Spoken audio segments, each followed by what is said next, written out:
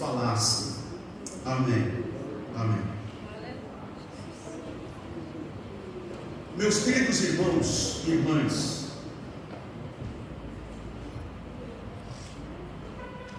eu não tenho a menor dúvida de que a maior necessidade da vida da igreja é experimentar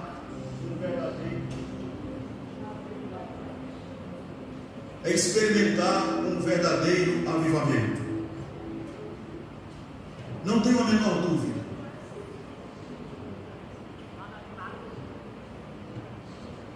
E como eu já pontuei para vocês, quando falamos de um verdadeiro avivamento, ou da natureza, qual é a natureza de um verdadeiro avivamento?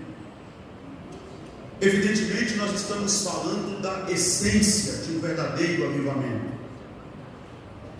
E quando falamos da natureza, da essência de um verdadeiro avivamento, nós estamos, obviamente, distinguindo, destacando o que é que esse avivamento pleno, verdadeiro, tem, que ele possui características muito específicas que outros movimentos, apesar de serem chamados também de avivamento, mas não possuem.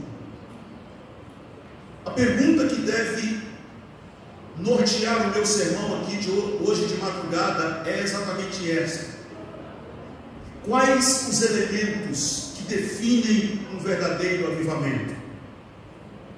Quais os elementos que, estando presentes, nós sabemos, nós entendemos que está acontecendo um verdadeiro avivamento, e o contrário é verdadeiro? Não estando presentes estes elementos, entendemos claramente que não está de igual modo acontecendo um verdadeiro, um genuíno, um pleno avivamento. Queridos irmãos e irmãs, nós, como Igreja de Jesus, precisamos urgentemente repensar a nossa missão como igreja, o nosso papel como igreja. Precisamos repensar o púlpito. Há uma frieza muito grande estampada no púlpito da igreja brasileira. E já dizia Charles Spurgeon, príncipe dos pregadores: púlpito fraco, igreja fraca; púlpito forte, igreja forte. O que Spurgeon queria dizer com esta frase?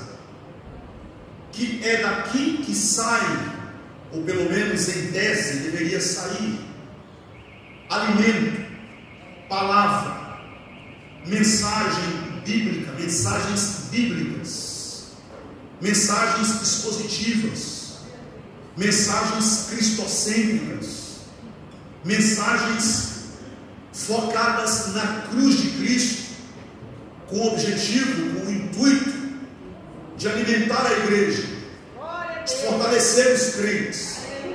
Citando ainda um outro grande pregador, um outro grande teólogo, John Stott, grande teólogo inglês, era um grande pregador também, mas era mais teólogo do que pregador, embora fazia as duas coisas com muita excelência. John Stott dizia para os pastores, para os pregadores: não tenha medo, não se preocupe com quem sai da sua igreja, se preocupe com o que você prega no púlpito da igreja.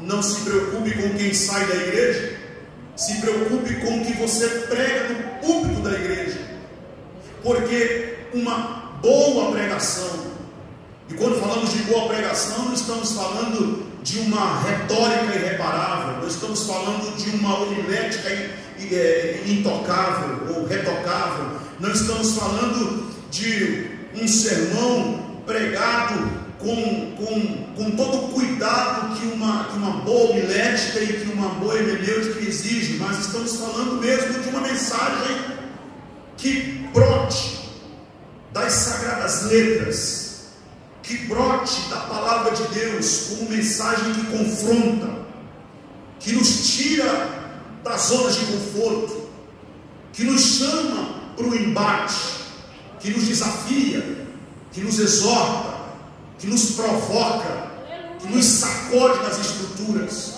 que promove em nós conversão, que promove em nós mudança de vida, mudança de atitude, conversão mesmo. Então, quando falamos da necessidade da igreja evangélica experimentar o verdadeiro avivamento, nós estamos falando não desse avivamento fabricado pelo homem, estamos falando não desse avivamento agendado pela igreja, estamos falando não desse avivamento que ganha agora uma conotação de cultos num frenesi terrível, tremendo, mas que as vidas não mudam depois daquele culto de frenesi, não mudam. São avivamentos que se traduzem apenas em meros movimentos, mas não traduz a vida da igreja na sociedade no qual ela está inserida. Honestamente, meus queridos irmãos e irmãs, o Brasil, nós no Brasil, estamos longe de experimentar um verdadeiro avivamento ainda. Nós, no contexto brasileiro, infelizmente, historicamente, ainda não conhecemos, não experimentamos um verdadeiro avivamento, historicamente falando. Porque vejam bem, nós estamos vivendo um cenário de crise sem precedentes. Crise política, crise social, crise econômica, crise nas instituições, crise na família, crise familiares.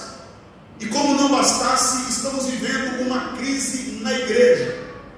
Diferente do que muitos pregam ou estão pregando, nós estamos vivendo uma grande crise espiritual. A igreja evangélica brasileira está vivendo uma grande crise espiritual. Há uma crise de avivamento, há uma crise no púlpito, como já mencionei, há uma crise estampada na espiritualidade débil de muitos crentes.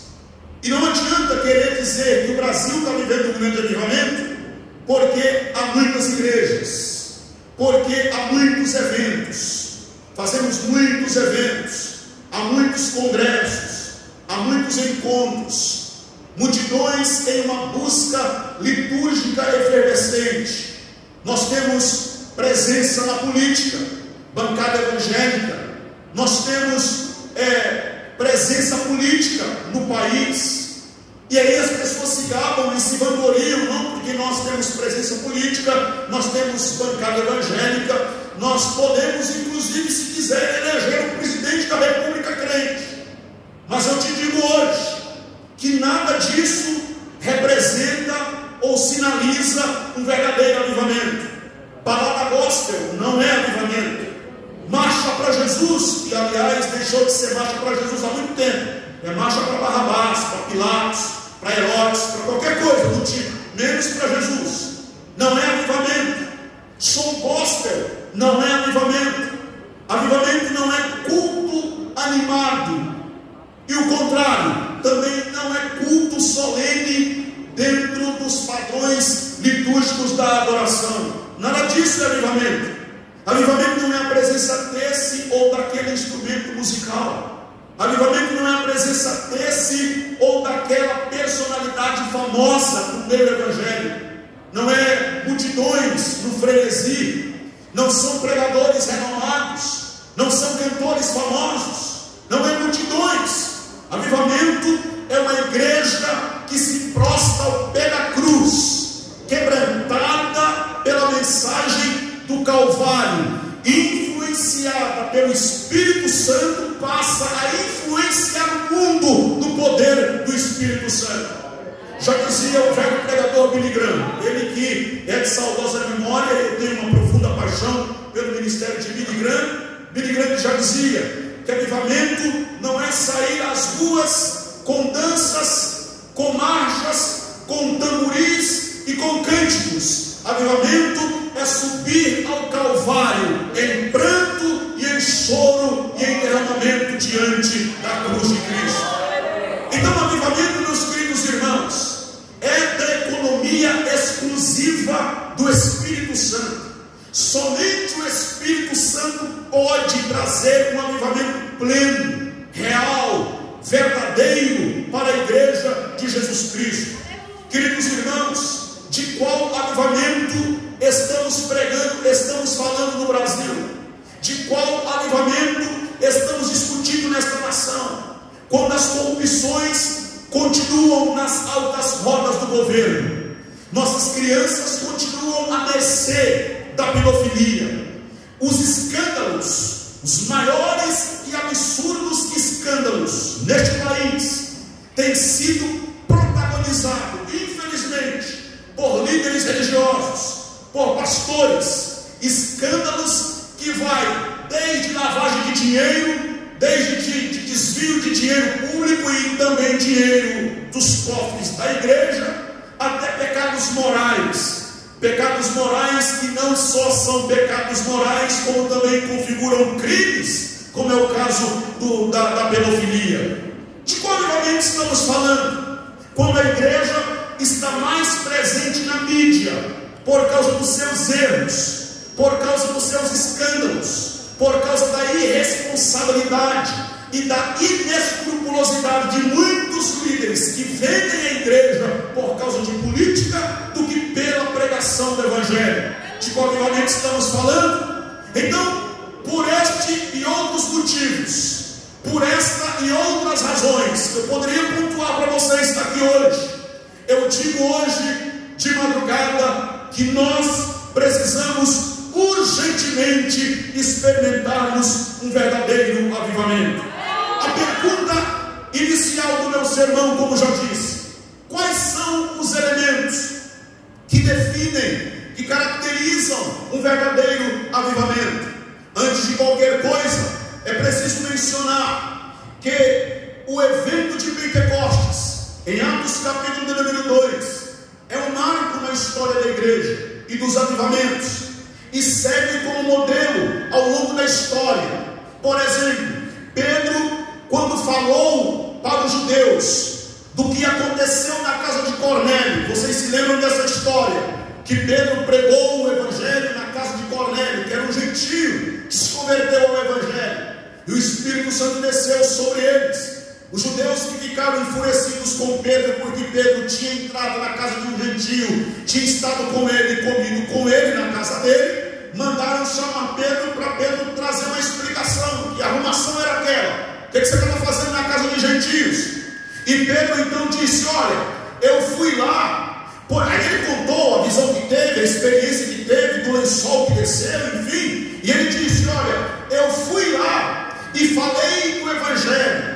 E a experiência que vivi na casa de Cornélio, o Espírito Santo que veio, que desceu na casa de Cornélio, foi o mesmo poder, foi o mesmo Espírito Santo, foi a mesma experiência que veio sobre nós no princípio, lá em Pentecostes. Assim como o Espírito que veio sobre nós em Pentecostes, em Atos capítulo 2, na casa de Cornélio, foi o mesmo poder, foi o mesmo Espírito Santo. E aí Pedro diz: quem era eu para resistir ao Espírito Santo? Uma segunda coisa que nós podemos pontuar aqui, que é de suma importância, é que esse avivamento transbordou para fora das quatro paredes.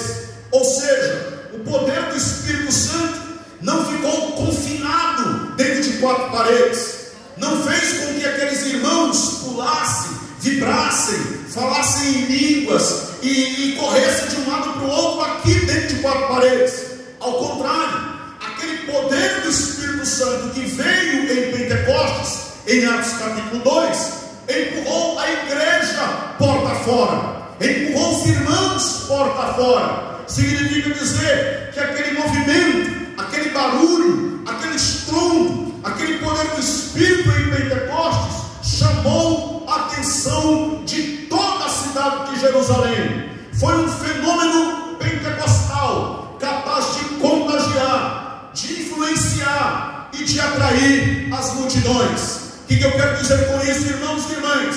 Que se nós estamos de fato comprometidos com a agenda do Espírito Santo, se nós estamos de fato comprometidos com o poder do Espírito Santo, esse avivamento tem que transbordar para fora. Nós fomos colocados no mundo para sermos luz do mundo, sal da terra, e esta sociedade tem que ser contagiada por uma igreja séria, que leva a Deus a sério e que prega a palavra de Deus com compromisso e com seriedade. Mas vamos caminhar aqui rapidamente. Quais são as características, ou o que é que caracteriza uma igreja verdadeiramente comprometida com a agenda do Espírito Santo, com a agenda de um reavivamento? Em primeiro lugar, é caracterizado por uma igreja que ora. É caracterizado por uma igreja que ora. Irmãos e irmãs, oração sempre precede o verdadeiro avivamento. Em toda a história da igreja primitiva, o ministério apostólico, a oração foi destaque. Se vocês me perguntarem hoje à noite, Pastor Nilson, o que foi que destacou no ministério da igreja primitiva? Eu respondo sem titubear. O que mais destacou no ministério da igreja primitiva foi que a igreja primitiva era uma igreja de oração. Se você me perguntar hoje de madrugada, o que mais destacou no ministério do apóstolo São Paulo, era o fato de que ele era cidadão romano? Tinha título de cidadão romano? Não. Será que foi o fato das 3 viagens missionárias que Paulo realizou? Também não. Será que era o fato de que Paulo era um erudito, além do seu tempo, capaz de discursar em Atenas, no centro intelectual do mundo de sua época, e deixar filósofos epicureus e estoicos e os grandes poetas da época de queixo caído? Também não. Será que foi o fato de que Paulo escreveu 13 cartas, e essas 13 cartas é a base, é o alicerce da doutrina e da teologia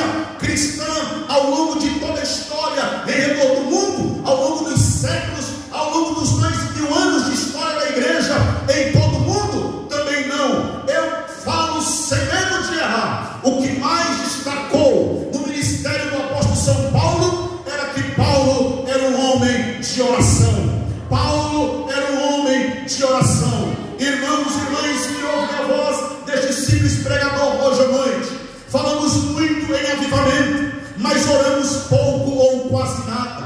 Falamos muito em avivamento, pregamos muito sobre avivamento, cantamos muito sobre avivamento, colocamos tema nos nossos congressos sobre avivamento, mas nós não temos uma estrada de oração, não temos mais uma caminhada de oração. Nós estamos mais preocupados com a estética do que com a oração, estamos mais preocupados com a performance do que com a oração, estamos mais preocupados com as visualizações, os likes e os views nas redes sociais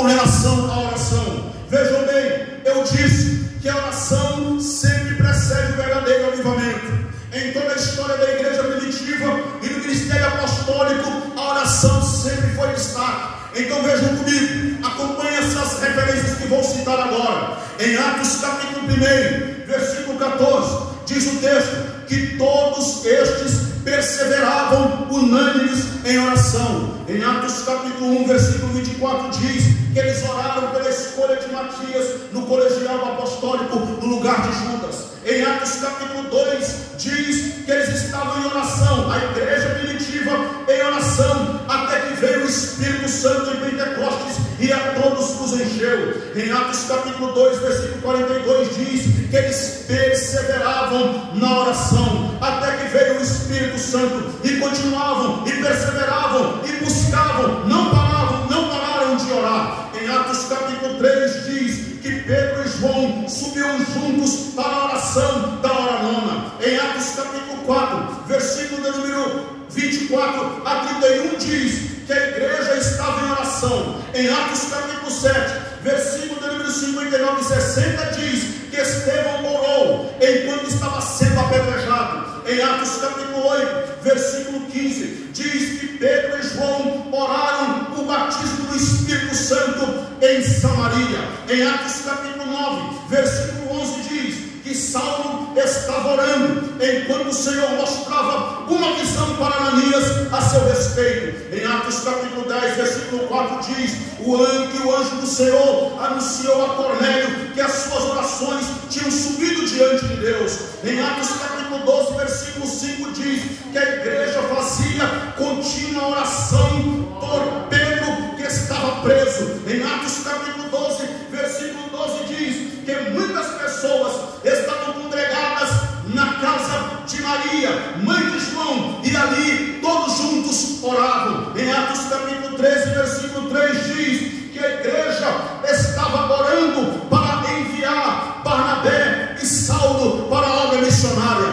Em Atos capítulo 16, versículo 13 diz que Paulo e os seus companheiros chegaram em um lugar de oração na cidade de Filipos. Em Atos capítulo 16, versículo 16, mais uma vez diz que Paulo e os seus companheiros saíram para um lugar de oração. Em Atos capítulo 16, versículo 25 diz que Paulo e Silas oravam e cantavam e oravam e cantavam. Eu imagino Paulo e Silas se revezando na prisão. Vamos cantar agora, Paulo, e cantavam. Agora vamos orar e oravam. Agora vamos cantar e cantavam e oravam e cantavam, até que chegando perto da meia-noite veio um terremoto naquele cárcere que sacudiu com as estruturas, que rompeu com as prisões. O carcereiro ficou apavorado, achando que os prisioneiros iam fugir, e Paulo, do meio dos estrombos, gritou dizendo: não te faças nenhum mal, estamos todos aqui. E o carcereiro perguntou: e agora o que eu faço para me salvar? O que eu faço para me salvar? Que ele estava falando ali não é salvação para o céu, não. O que eu faço para me salvar? Que explicação eu vou dar agora para as autoridades? Como é que eu vou explicar tudo isso aqui? Paulo aproveitou o gancho, que ele não perdia nenhuma oportunidade mesmo, e disse: crê no Senhor Jesus e será salvo tu e a tua casa. Ou nós oramos, ou não vamos experimentar um verdadeiro avivamento. Se queremos ver torrentes do céu chover sobre nós, sacudir a igreja e mudar o cenário da igreja brasileira, nós precisamos nos voltar para Deus em oração. Se não estivermos dispostos a orar, meus irmãos e irmãs, nós não veremos um avivamento no nosso tempo. Eu queria que melhorasse para mim o retorno aqui, querido. Só retorno, que retorno aqui para mim está difícil. Me ajude aí, por favor, no retorno. Na hora eu estava cantando, estava bom. Agora eu estou pregando, eu preciso que fique bom também. Igual estava na hora que estava cantando. John Wesley fez um propósito. Ele propôs o seguinte: o sol nunca vai nascer sem antes me encontrar de joelhos. Eu tive o privilégio de visitar a casa de John Wesley já por 3 vezes em Londres, e fiz uma promessa a mim mesmo: todas as vezes que eu for a Londres, eu vou visitar a casa de John Wesley. Eu quero ir lá no quarto de oração de John Wesley, como já fui por 3 vezes, e todas as vezes que for lá quero repetir a mesma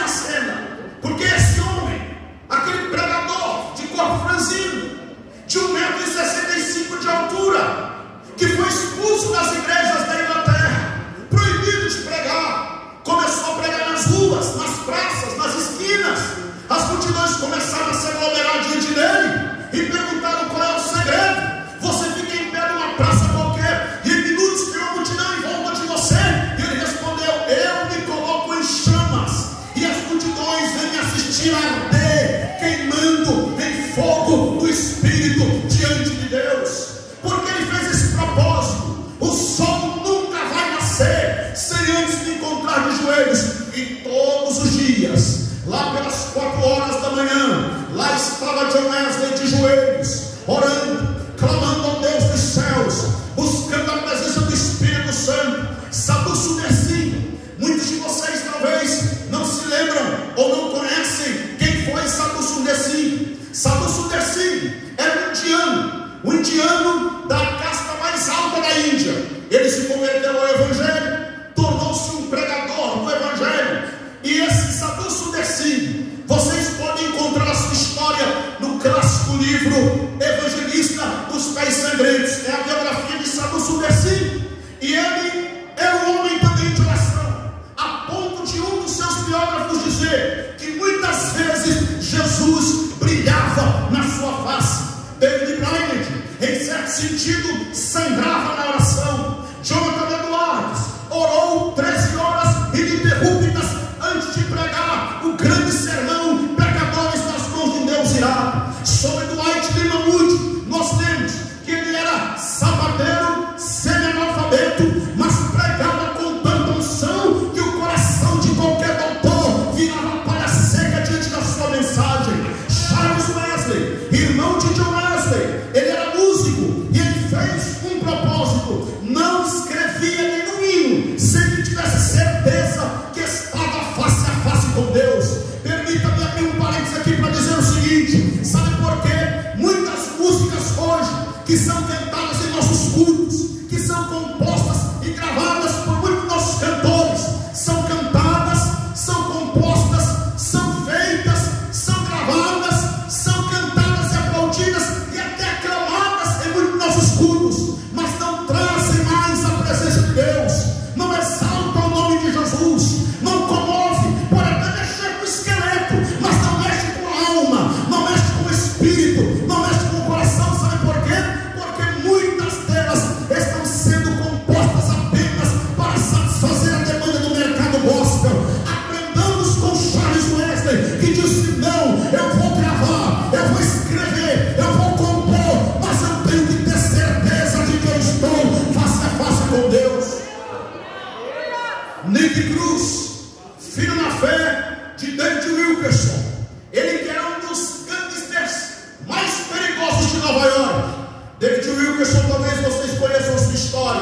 Ele saiu da Pensilvânia, foi evangelizar as gangues perigosas de Nova York, e ele é o fundador do famoso Desafio Jovens. É um projeto que recupera jovens drogados em redor de todo o mundo. David Wilkerson, ele que saiu para evangelizar e ganhou aqueles gangsters perigosos, entre os quais estava Nick Cruz, que ainda vive. Nick Cruz ainda está vivo, já idoso, já velho, mas continua pregando o evangelho. Ele disse de David Wilkerson, seu pai na fé, que ele via ele sair da oração tão pálido que ele tinha o pressentimento de que havia deixado todo o seu sangue ali diante de Deus. Curitiba tinha surtos de oração enquanto conversava com as pessoas. Pascal ficava mudo por quase 2 horas enquanto conversava com Deus. E ele onde dizia: não tem outro método, não existe outra fórmula. Ou levamos a sério a oração, ou então morreremos lentamente. Meus queridos irmãos, permita-lhes dizer hoje de madrugada: há muitos ministérios que estão na UTI espiritual, há muitos ministérios que estão respirando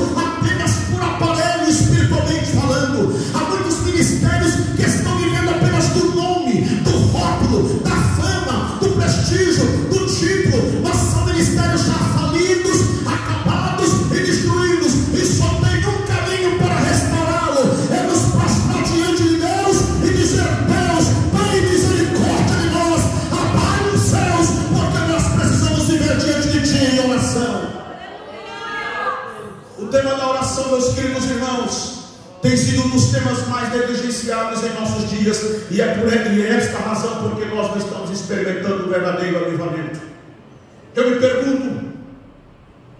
pergunto com o coração afundado dentro do peito: o que é que está acontecendo? Onde foi que nos perdemos? Onde foi que nos perdemos? Onde foi que o movimento evangélico se perdeu neste país? Há muito show, há muitos eventos, eu sou pentecostal, queridos irmãos, eu sou pentecostal por formação e por convicção, sou filho e neto de pastor, nasci e criado na Assembleia de Deus. Como disse aqui na minha introdução, eu comecei a pregar criança com 7 anos de idade, fui batizado no Espírito Santo aos 11 anos de idade, passei pela experiência do batismo nas águas, que foi a experiência mais marcante da minha vida. Até hoje me emociono quando conto sobre o meu batismo, do dia 16 de dezembro de 1990, quando eu desci as águas do batismo e com o coração batendo acelerado dentro do tanque batismal, eu dizia: Senhor, eu te seguirei para o resto da minha vida, custe o que custar, haja o que houver, eu te seguirei por toda a minha vida. Eu sei o que é o poder do Espírito Santo, eu tenho experimentado o poder do Espírito Santo, eu creio na continuidade dos dons, eu não sou sensacionista, eu creio na atualidade dos dons espirituais, mas eu não posso me calar, e eu não vou me calar com esta banalização do movimento pentecostal que estão fazendo. Eu não posso me calar, e eu não vou me calar com a banalização dos dons espirituais. Estão brincando com o poder de Deus, estão banalizando as línguas estranhas, estão banalizando o dom da visão, da profecia, da revelação. Eu quero dizer aqui hoje: o poder do Espírito Santo foi dado para a igreja incendiar o mundo no poder da pregação do Evangelho. Louvado seja o nome do Senhor. Qual era o segredo de homens e mulheres do passado? Ou qual foi o segredo de homens e mulheres do passado? Eles viveram em constante oração. John Stott contou uma experiência que ele havia presenciado de Billy Graham no ano de 1970, quando numa conferência para jovens pregadores, 600 ministros, jovens pregadores em 1970, Billy Graham palestrando para aqueles jovens. John Stott relata que ele viu naquele dia Billy Graham se virar para aquele auditório e dizer: se eu tivesse que começar o meu ministério tudo de novo, eu pregaria menos, viajaria menos e oraria mais. Se eu tivesse que começar tudo de novo, oraria mais, viajaria menos, pregaria menos e oraria mais. Tenho viajado muito, dizia Billy Graham, tenho pregado muito, dizia Billy Graham, mas tenho orado tão pouco. Eu tive a experiência de ver esta mesma fala de Billy Graham ser repetida em um vídeo de uma entrevista gravada, que está lá na sua casa, nos Estados Unidos, em Charlotte, na Carolina do Norte. Em 2010, ele já estava com 92 anos de idade, e ele repetiu as mesmas palavras para uma das jornalistas mais famosas dos Estados Unidos, e disse: se fosse para começar tudo de novo, eu viajaria menos, pregaria menos e oraria mais. Se Deus me desse apenas 4 anos de ministério, eu passaria 3 anos orando. Se Deus me desse 4 anos de ministério apenas, eu passaria 3 anos orando e me preparando, e usaria apenas 1 ano para cumprir o meu ministério. Nós temos feito o contrário. Nós queremos a coisa pronta, nós queremos nos destacar, nós queremos honrarias, nós queremos o destaque, mas o Espírito Santo está nos convidando para o secreto. O Espírito Santo está nos convidando a portas fechadas. O Espírito Santo está nos convidando para o particular com Deus. Ou nos voltamos para a oração, ou nós não vamos experimentar um avivamento verdadeiro nos nossos dias. Eu quero dizer, meus irmãos e irmãs, a oração não precisa de provas, a oração precisa de prática. Se não nos prostrarmos diante de Deus em oração, Deus não vai operar o avivamento em nosso ministério. Precisamos de uma geração de homens e mulheres comprometidos com Deus em oração, que temem a Deus e estejam dispostos a passar até a noite toda de joelhos em oração, até ver uma nação inteira se prostrando aos pés da cruz. Voltemos para o secreto com Deus, voltemos a caminhar com Deus. Deus não quer artistas, Deus não quer famosos, Deus não quer celebridades. Deus quer homens e mulheres que estejam dispostos a andar com Ele. Deus quer homens e mulheres que conversam tete a tete com Ele. Deus quer homens e mulheres que estejam dispostos a clamarem a Ele, a andarem de mãos dadas com Ele. Meus irmãos e irmãs, eu digo aqui hoje, e vocês já sabem tudo que eu vou falar, mas eu vou repetir assim mesmo. Quando Moisés orou, o que aconteceu? Deus abriu o mar vermelho. Quando Elias orou, o que foi que houve? Deus mandou fogo do céu e consumiu o holocausto.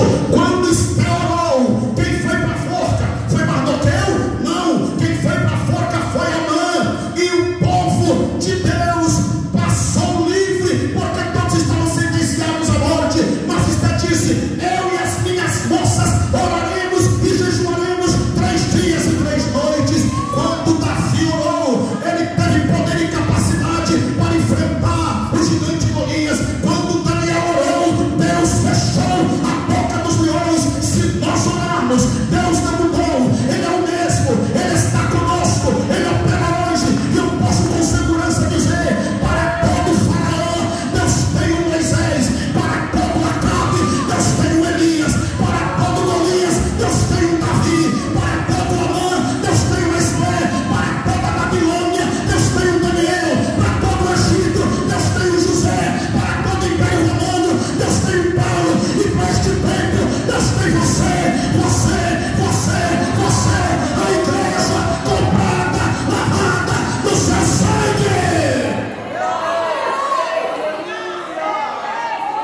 Há uma igreja viva hoje, e esta igreja pode abalar as estruturas, esta igreja pode mexer com as estruturas, esta igreja pode fazer coisas extraordinárias acontecerem, mas isso só será possível se nós caminharmos de joelho em oração. Sem oração não venceremos, sem oração não pelejaremos. Queridos irmãos, ler do engano pensar que a força da igreja é a política. Ler do engano, eu disse e repito, escrevi até no meu livro: uma igreja que trocou o poder da cruz pelo poder político não é digna do Evangelho. Uma igreja que troca o poder do Espírito Santo pelos poderes humanos dos sistemas do mundo não é digna do poder do Espírito Santo. Ou nós nos voltamos para Deus em oração, porque Deus quer dar avivamento, Deus quer mandar avivamento. Ou nos voltemos para Deus em oração, ou nós estaremos cada vez mais longe de experimentarmos um verdadeiro avivamento. Eu me lembro agora aqui de Evan Roberts. Não sei se vocês já ouviram a sua história. Era um jovem, aproximadamente 25, 26 anos, entre 25 e 26 anos. Evan Roberts, país de Gales, em 1904, estava vivendo uma das piores decadências de sua história, decadência ética, moral, espiritual sem precedentes. A história diz que muitos pregadores terminavam de pregar, desciam do púlpito e iam se embriagar nas mesas de jogos. Pregadores envolvidos com escândalos morais. O país mergulhado numa podridão ética, moral e espiritual sem precedentes. E um dia aquele jovem, Evan Roberts, entrou no templo, fora do horário de culto, e ele chegou ali, e quando adentrou aquele templo, não estava tendo culto, era fora do horário de culto. Qual foi sua surpresa? Ele encontrou o pastor dele de joelhos. O pastor estava de joelhos dobrado em um canto da parede, dentro daquela pequena capela, e aquele pastor já idoso, cabelos brancos, orando. E o Evan Roberts entrou e ficou escutando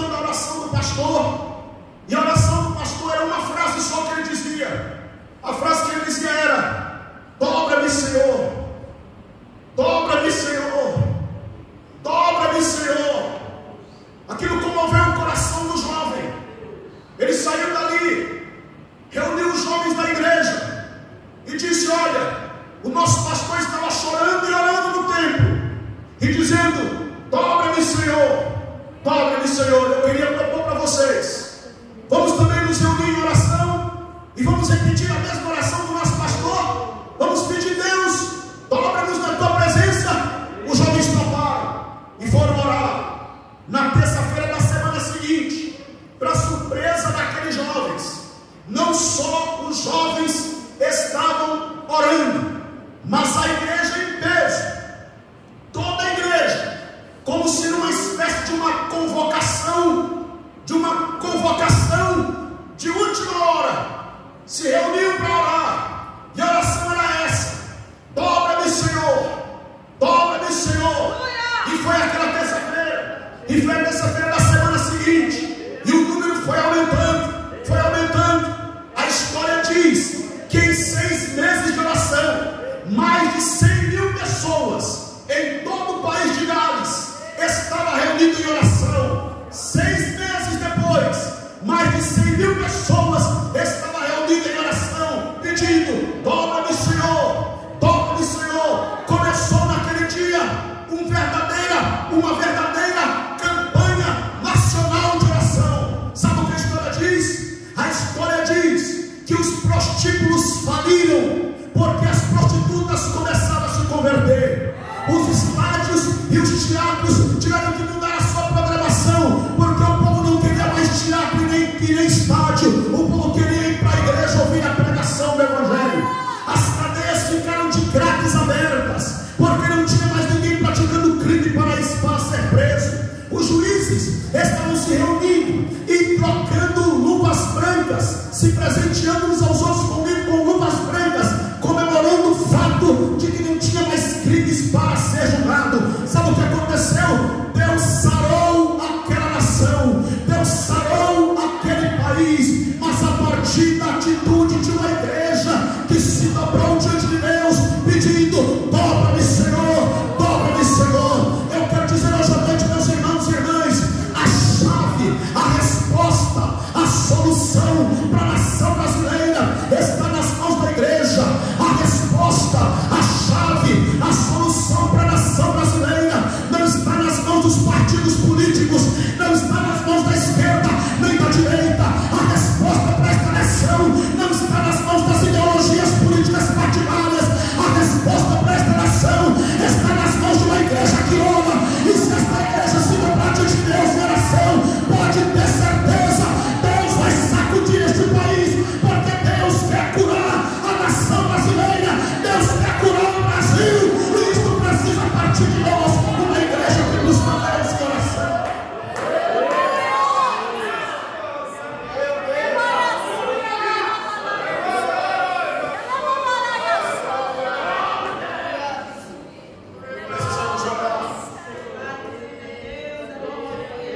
Precisamos orar. Precisamos orar. Precisamos nos dobrar diante de Deus. Precisamos nos fechar diante de Deus. Queridos irmãos e irmãs, meu coração afunda dentro do peito. Eu fico olhando para todo esse cenário, o movimento evangélico no Brasil. Eu digo: meu Deus, não é possível. Não é possível que vai terminar assim. Não é possível que nós nadamos para morrer na praia. Não é possível que a nação vai continuar doente. Não é possível que as crises éticas, morais e espirituais sem precedentes vão continuar predominando no cenário evangélico religioso nesta nação. Até quando vamos ter que tolerar os escândalos que nos matam de vergonha neste país? Até quando vamos ter que nos calar e tolerar falsos profetas assumindo os nossos púlpitos? Até quando vamos ter que nos calar e tolerar escândalos de líderes irresponsáveis que estão vendendo a igreja e traficando o evangelho de Cristo Jesus para seu prazer? Até quando? Há um gemido neste país, há um clamor neste país, para que a mensagem volte a ser pregada, para que homens e mulheres invadam as ruas desta nação. E eu quero dizer aqui hoje, meus irmãos e irmãs, Deus vai chamar a juízo todos os grandes líderes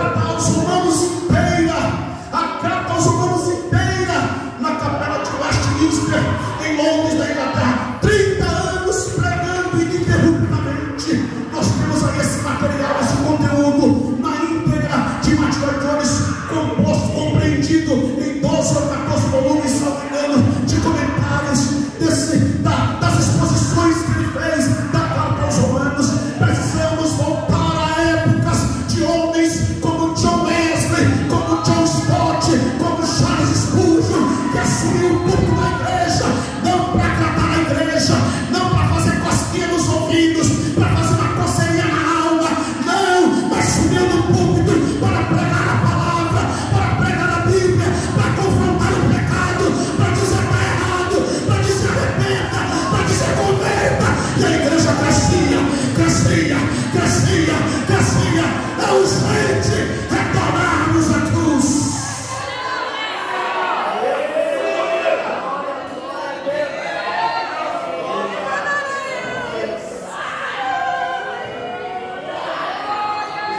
Eu confesso para esse grupo de homens e mulheres que aqui estão.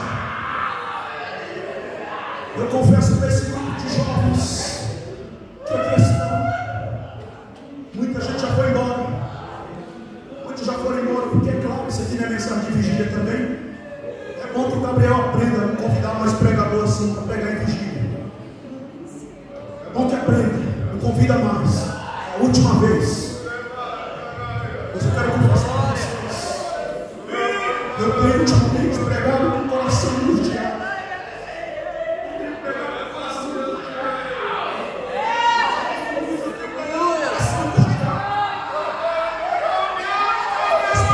Ultimamente tem sido com o coração fechado, com o coração angustiado, dizendo: meu Deus, não é possível, não é possível, tem alguma coisa errada comigo, tem alguma coisa errada com o meu ministério, tem alguma coisa errada com a igreja, tem alguma coisa errada com esse tempo, tem alguma coisa errada com esta geração, não é possível, a igreja precisa voltar à cruz de Cristo.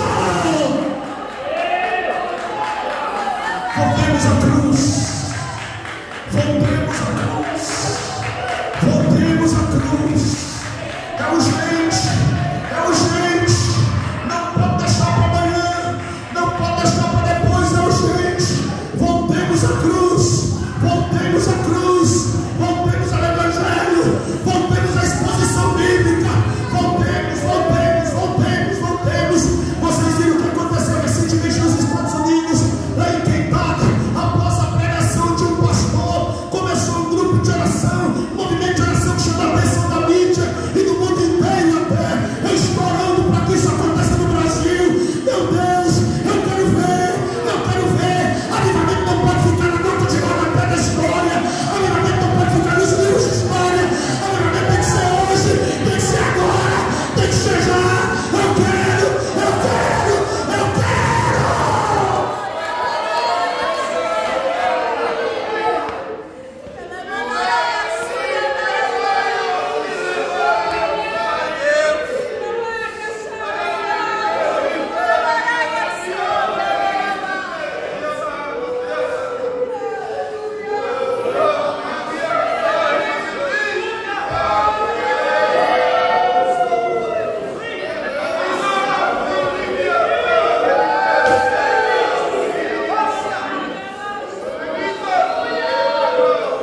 Faz de novo, Jesus.